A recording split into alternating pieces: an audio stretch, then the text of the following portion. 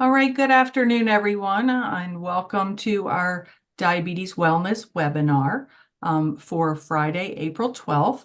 So today we have with us Joseph Auble, who is one of our PAs with the United Medical Clinic, and we have Ern Lau, one of our registered dietitians here to join us. So if you go ahead and share now, Ern, I'll walk us through the first couple of slides, and then I will turn it over for Joseph. So this is our United Medical, like I said, ACO Diabetes Program Wellness webinar. And on the next slide, you'll see this is our team. So Kamal Erkin is our United Medical ACO Chairman. My name is Donna Gunkel. I am the Director of Clinical Integration and oversee all of the clinical programs. Dr. Hundle is the Director of our diabetes program. Caroline Weber is the lead dietitian for our diabetes program. And then we do have now 5 other dietitians who are on the team. So we're excited to see how much the program has expanded since we started in 2016. We also have our 2 social workers who are participants with the program and help our patients with any resources they may need. That is Roxana Portlock and Carla Williams. All right, so with the Diabetes Wellness webinar, we've been doing this for many years now as a platform to provide additional resources and information about a variety of topics.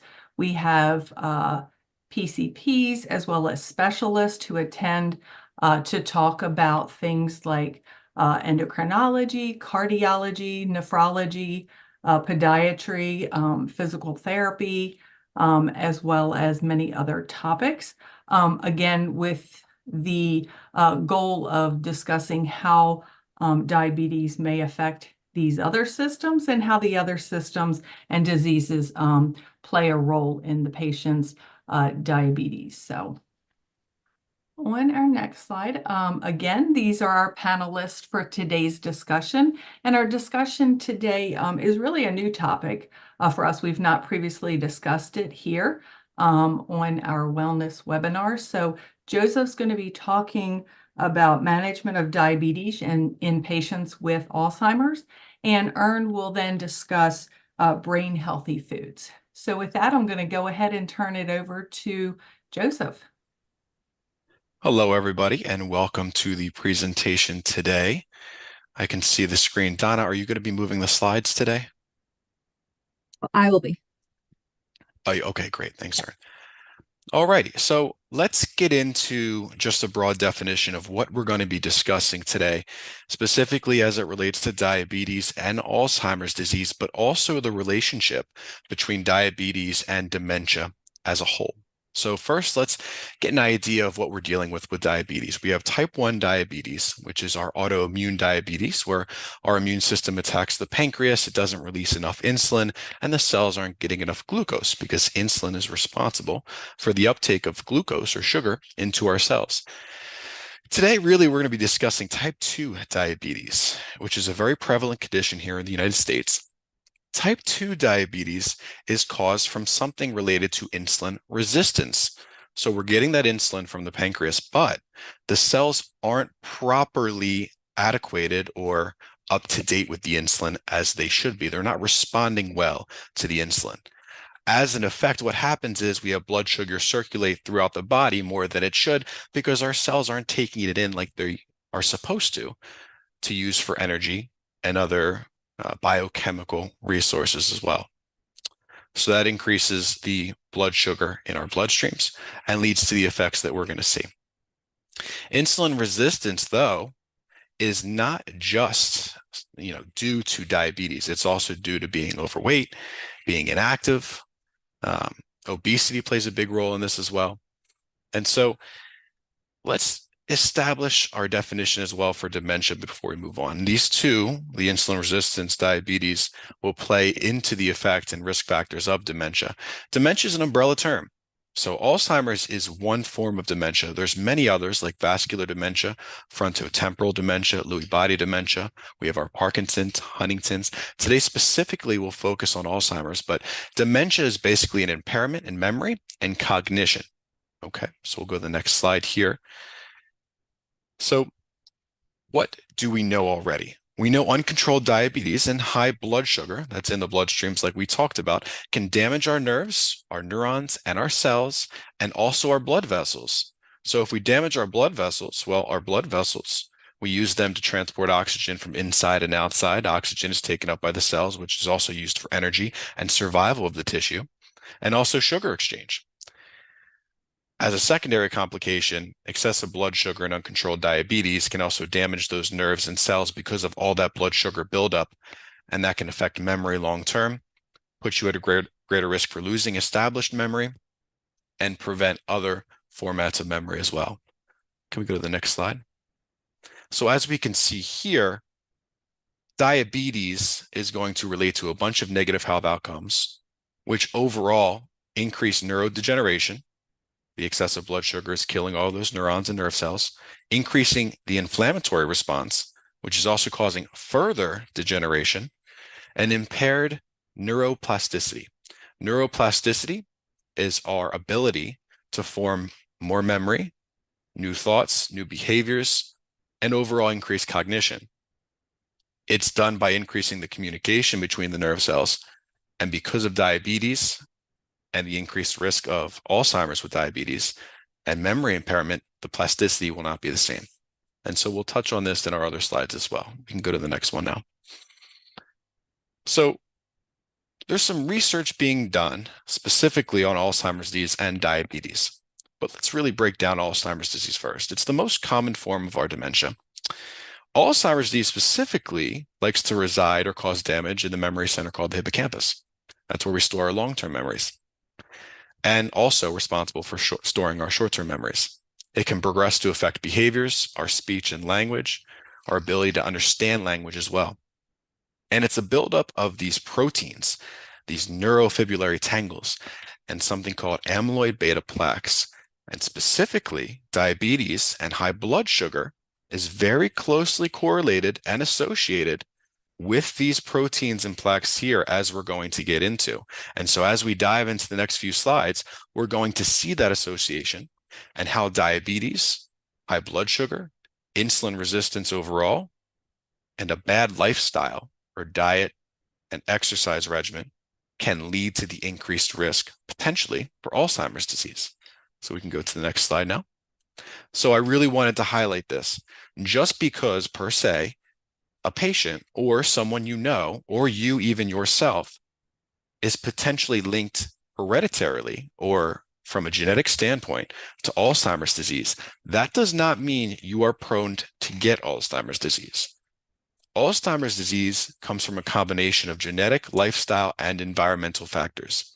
And so specifically today, like we mentioned, we're focusing on sugar, but it also revolves around our exercise control and regimen, our stress levels, and a multitude of lifestyle and environmental factors. Can we go to the next slide, please?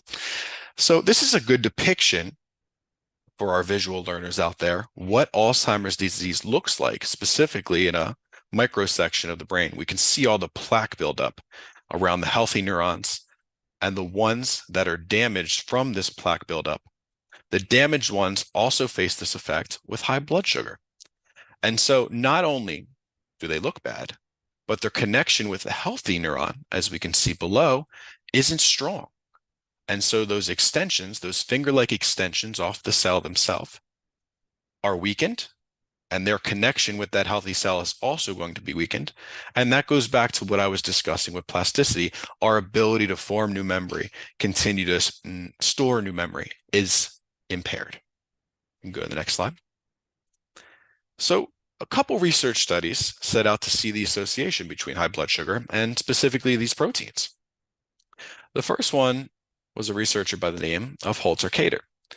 So he said specifically, as a result of insulin signaling dysfunction, there's a lot of oxidative stress, high cholesterol, and these all together will accelerate the production, accumulation, of something called amyloid B and tau proteins. And these are these proteins that we saw on the previous slide that were affecting these neurons.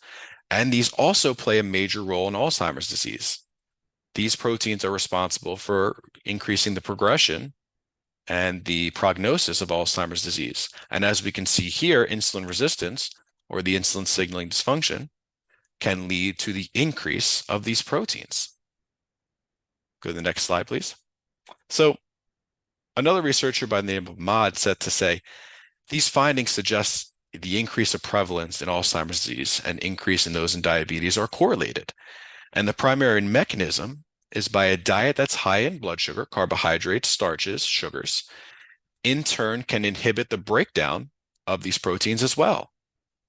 And so our take-home message here is that diabetics with insulin resistance, high blood sugar, inactivity, obesity, it can lead to the increased production of these proteins that causes and worsens the prognosis for Alzheimer's disease, as well as preventing the breakdown of them in general. And that's why typically we see a 60% increase in risk associated with diabetics for Alzheimer's disease. You can go to the next slide, please. And so Alzheimer's disease is often referred to as type 3 diabetes. And there's this theory that insulin resistance, as we can see before with the research, can be directly caused to Alzheimer's disease.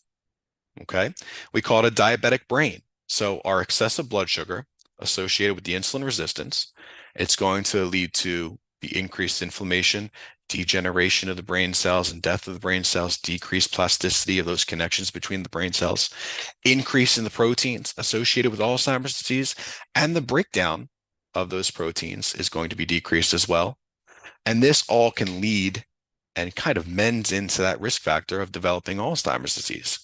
And so it's a highly genetic, but also highly lifestyle and environmental. And so diet and exercise, along with comorbid conditions like diabetes, play a role in this, and it's a significant role. Next slide. So what can we do to mitigate our risk factor for Alzheimer's disease if you believe, or have established diagnosis of diabetes? First off, come in and get checked out. Come in and get evaluated so we can get lab work on you annually to screen using an A1C, hemoglobin A1C, which measures your blood glucose level over the past 3 months, a fasting glucose to see how high that is, and to see how much sugar is actually going around the bloodstream itself, can help us better characterize how much insulin resistance may be at play here. Are you a pre-diabetic or a diabetic? We can screen and diagnose pre-diabetes. If you are pre-diabetic, we can prevent the progression to diabetes and all of these negative health outcomes. And we also want to continue to focus on our diet changes and our exercise changes, which we're going to get more into in this PowerPoint, but trying to exercise daily. And I tell my patients, make sure anything counts, okay? Even if it is a couple minutes a day by walking, we're still increasing our heart rate, decreasing our appetite overall, better sugar control overall. So we really want to get to around that 20 to 25-minute mark a day of cardiovascular exercise or exercise in general. And these lifestyle changes, as we've seen before, and reducing our overall blood sugar, can significantly mitigate and reduce the risk of Alzheimer's disease and other dementias like we discussed. And so it's crucial that you come in and you're evaluated consistently, especially if you are pre-diabetic and diabetic. And we talk with all members of the healthcare team, including the diabetes educational team, our dietitians, even our endocrinologists at play, if that's necessary, and out of the realm of primary care. And it's always good to be screened for these things, even if you don't have a known history. And in general, even if there's not that correlation, as we see here with high blood sugar and obesity, these can also increase the risk. So that's my presentation today on diabetes, dementia, and Alzheimer's. And on the next slide, you'll see my references. I hope this was helpful for all of you today. And I hope this all encourages anyone out there who may be on the fence or considering getting screened. Or for those who are pre-diabetic, continue to take the risks and continue to take the steps to reduce the risk overall. And so thank you. Thank you, Joseph. And right before we go into the brain health, and Alzheimer's from the nutrition standpoint, I just wanted to stop just really quickly. I think one of the important things that you really emphasized throughout your presentation, Joseph, was making sure that patients have that awareness, right? I think sometimes we think that each diagnosis or each illness that we have is more or less like in a silo.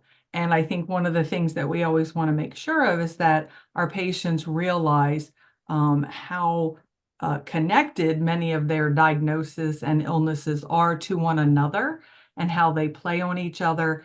And as you mentioned, that there's a lot we can do to prevent the progression.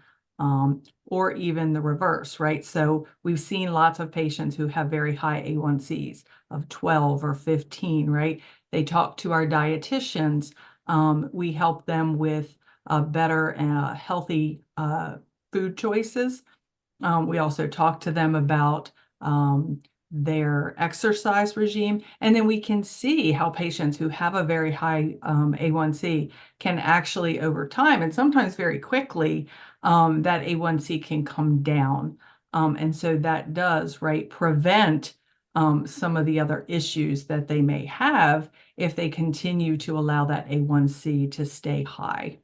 And I think one other thing that we mention a lot, but since we don't know if each patient listens to all of our webinars, it's also worth noting that sometimes we think we feel okay. We may have a A1C of 12 or 15 or 9, whatever the case may be. And we're like, oh, but I feel okay, right? And I know the PCPs and our endocrinologists say that's because your body adjusts over time to that increasing A1C.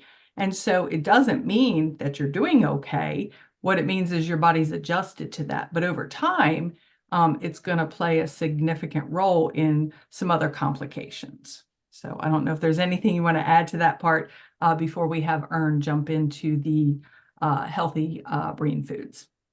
The body's very resilient. So you're right, it will adapt. However, just because you're feeling okay doesn't mean you are okay. And so all of that blood sugar in there is attributing to the effects that we talked about. Though you may not be showing signs and symptoms, it is happening, unfortunately. And so that's why I always promote the screening and annual lab work that includes A1C, especially if there is a genetic component there or an obesity component, like a metabolic syndrome, because we really have to understand what's going on, because not everything's symptomatic in medicine. So that's a good point. Thank you, Joseph. Okay, Ern, we will turn it over to you. All right. Thanks, Donna. And thanks, Joseph. That was super, super informative. I learned a lot as well from that. So I'm going to touch on the food part of this and how can we protect our brain health through food and sort of lower the overall risk of all of these neurodegenerative diseases such as Alzheimer's. So currently the prescribed or recommended diet, as you will, for any kind of neurodegenerative diseases is going to be the M.I.N.D diet, and that stands for the Mediterranean Intervention for Neurodegenerative Delay. It is a combination or a blend, if you will, of two really popular diets now. So the Mediterranean diet as well as the DASH diet, or the dietary approaches to stop hypertension. A lot of research has been done on the M.I.N.D diet and very, very positive results showing that a moderate to strict adherence to this diet can really reduce the risk of Alzheimer's by 35 to 50% and really slow the rate of brain aging. So we'll get into the details of this diet.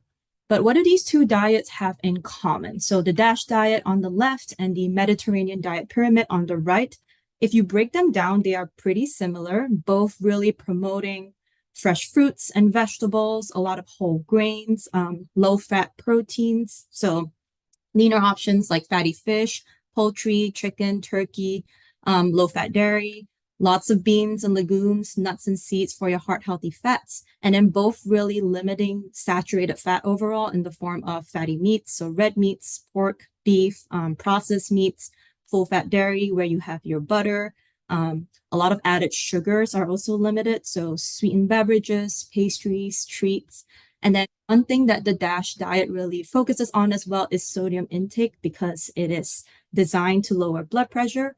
But once we head into the M.I.N.D diet, you're going to see that a lot of these same patterns for just general healthy eating is going to be promoted. So the M.I.N.D diet has a list of foods that are recommended and then a list of foods that are not recommended. Pretty similar to the previous two diets. The M.I.N.D diet really focuses on three main things. One, omega-3 fatty acids, and then you have antioxidants, which is why berries are specifically pointed out. And antioxidants have been shown really to decrease neuron loss and to improve memory performance overall. And then the last thing that it really focuses on is like that heart healthy fat in nuts, seeds, olive oils. All of these healthy fats tend to help line the neurons and they help insulate them for better synaptic transmission, which is going to be an issue with neurodegenerative diseases such as Alzheimer's. So there was a study done by the Alzheimer's Disease Core Center at NYU School of Medicine, really showing that there are a couple of key nutrients that are almost protective of Alzheimer's, if we will say. Vitamin B12, vitamin D, folate, beta-carotene, and omega-3 fatty acids were the nutrients that were kind of laid out. And of course, if we look at the M.I.N.D diet, it's really pushing for dark leafy green vegetables and whole fruits, which is where you're going to get like a lot of those beta carotenes from your red and orange vegetables.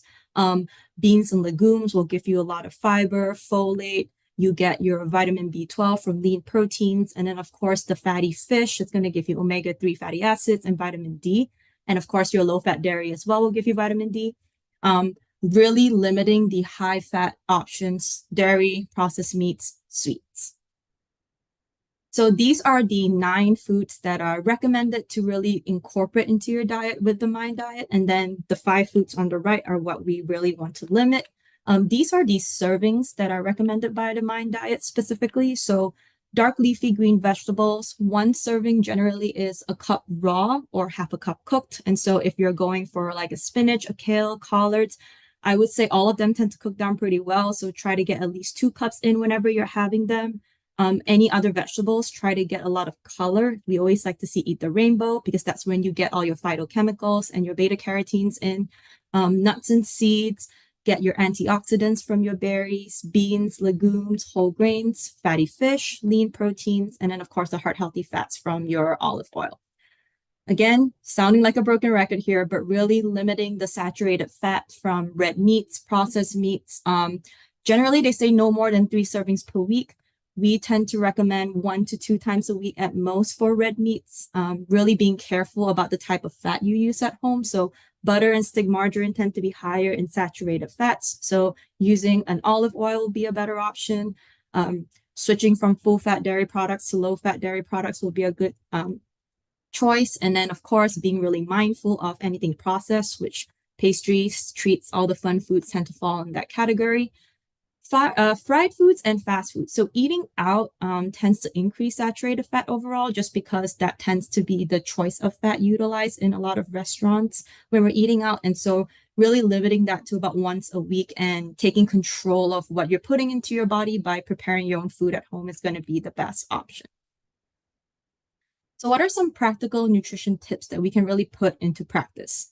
Here are a few just to start. Always a good start to hit all of your vegetable servings. So try to get vegetables in at least twice a day. Have one of those servings be a dark leafy green, like we talked about, the spinach, the kale, the collards, and things like that. If we enjoy snacking in the day, try to incorporate those M.I.N.D foods into our snacking habits. So unsalted nuts to get those heart healthy fats.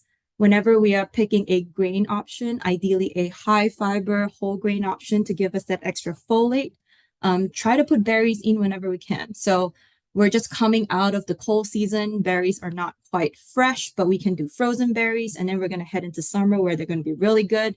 Try to get fatty fish 1 to 2 times a week. A serving of fatty fish tends to be anywhere from 3 to 5 ounces of fish. So this could be canned tuna, salmon, whatever it is you like.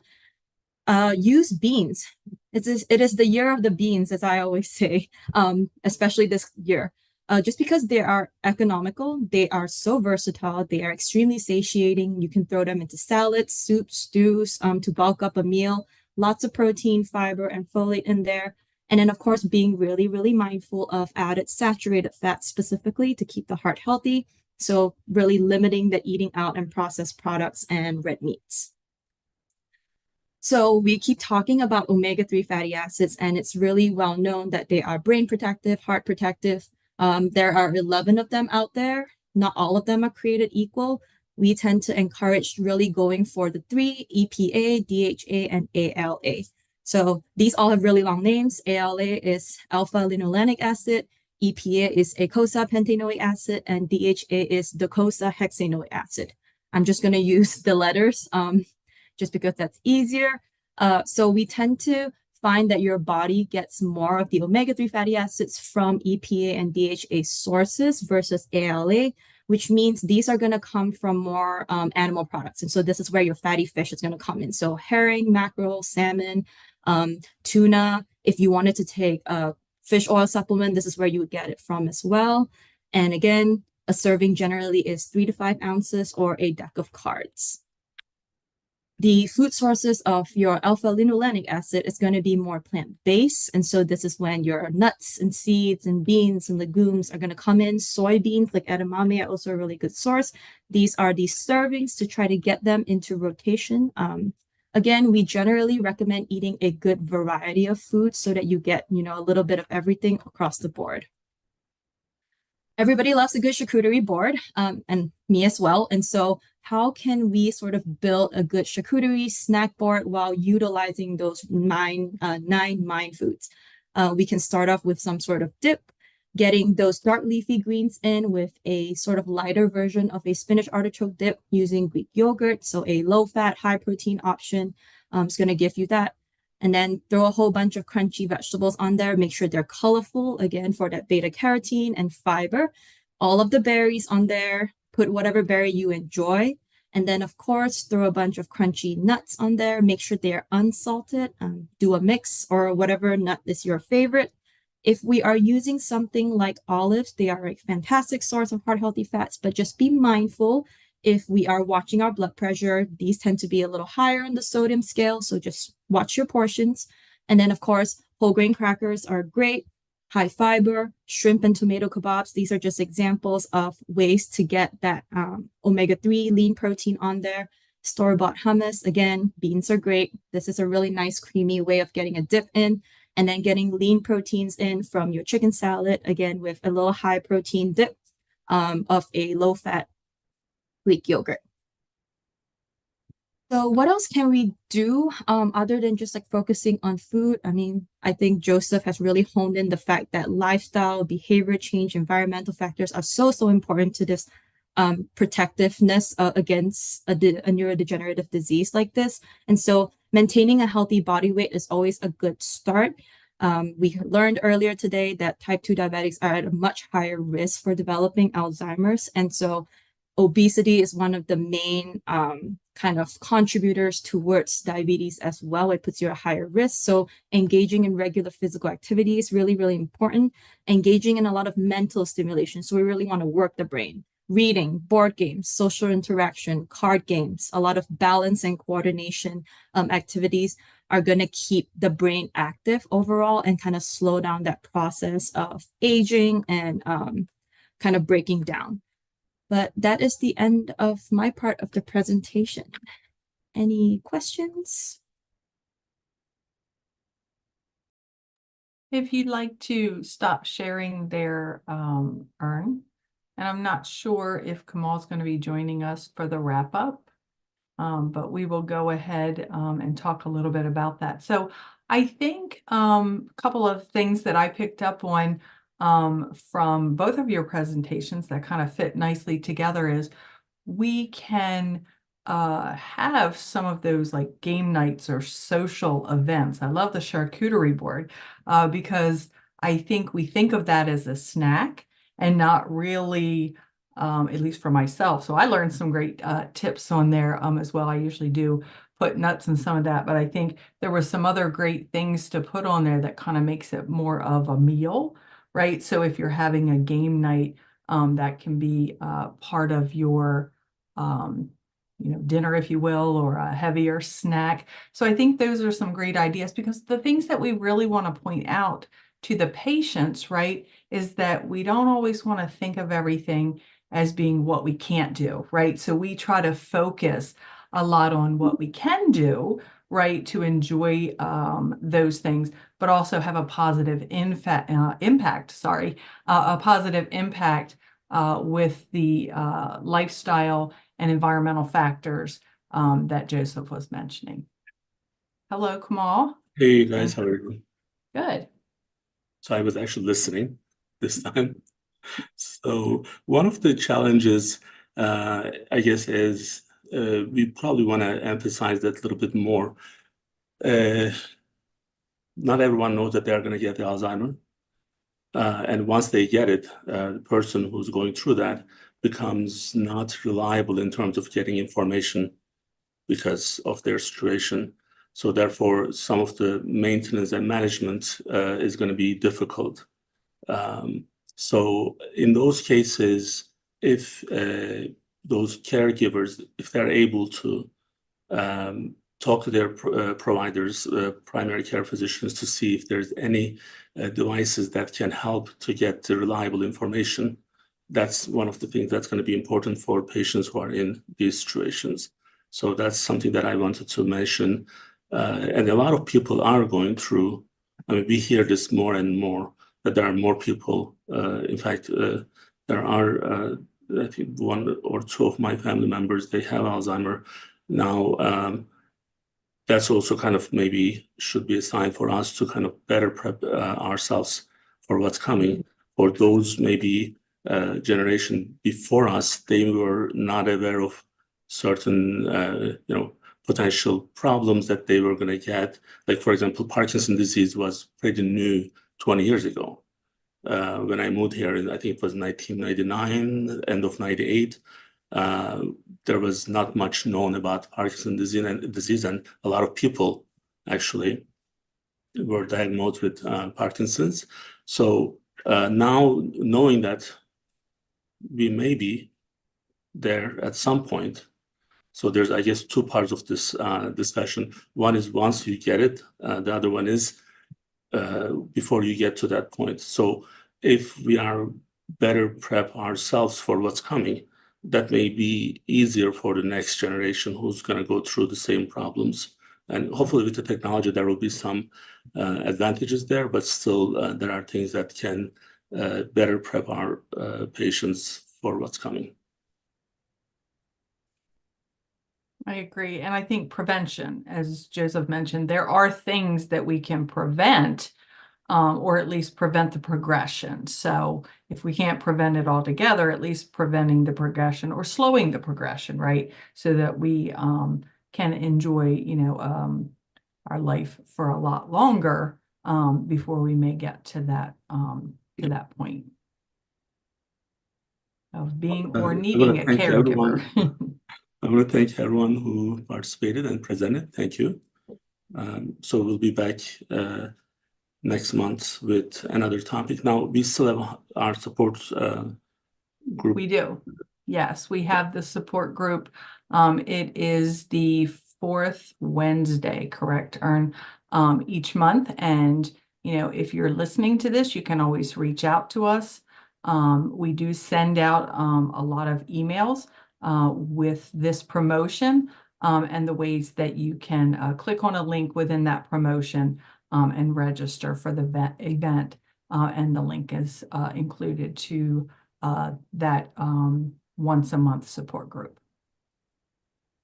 All right. Well, thank you again, and we'll see you guys soon. Bye-bye. Thank you. Good day.